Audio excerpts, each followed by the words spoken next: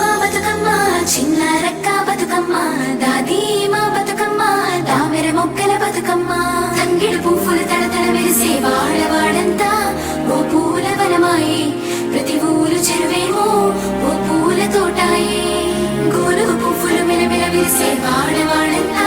ఓ పూల వనమాయే ప్రతి ఊరు చెరువేమో ఓ పూల తోటాయే